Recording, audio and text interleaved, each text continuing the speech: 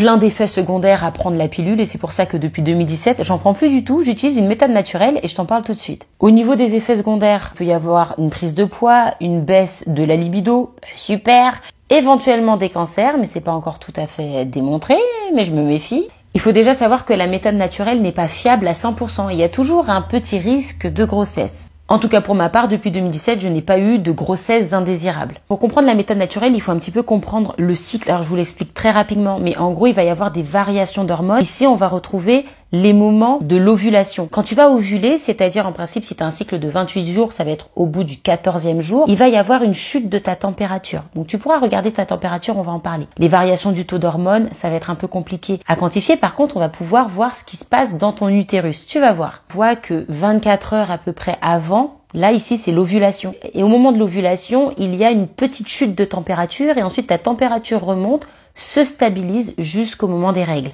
Donc, ce qu'il faudrait que tu fasses, moi, j'utilise ce genre de thermomètre, un thermomètre frontal, comme ça, à laser. Tu mesures ta température sur plusieurs mois, plusieurs cycles, à peu près 3-4 mois, et tu vois si tu arrives à observer cette petite chute de température. Tu notes et après, tu sauras à peu près ton moment d'ovulation. Donc, en gros, moi, je te conseillerais une semaine avant d'ovuler, une semaine après d'ovuler. Tu essayes de faire attention de mettre un préservatif. L'autre façon de le savoir, c'est si tu as des cycles réguliers, tu sais quand est-ce que tu vas avoir tes règles. Potentiellement, tu peux calculer quand est-ce que tu vas ovuler. Donc tout ça, c'est à mettre en corrélation et tu vois si ça colle avec la variation de ta température. Et ensuite, on a ceci, la glaire cervicale. Alors si tu prends la pilule, peut-être que c'est un petit peu déstabilisé. Mais si tu arrêtes la pilule, tu verras qu'au bout de 3 ou 4 mois, quand ton cycle va se remettre en route, tu vas avoir l'apparition de glaire cervicale. Là, c'est très liquide, un peu comme le blanc d'œuf, ce qui permet aux spermatozoïdes de facilement se faufiler pour choper l'ovule. Au moment où tu as cette glaire cervicale, tu es en pleine période d'ovulation,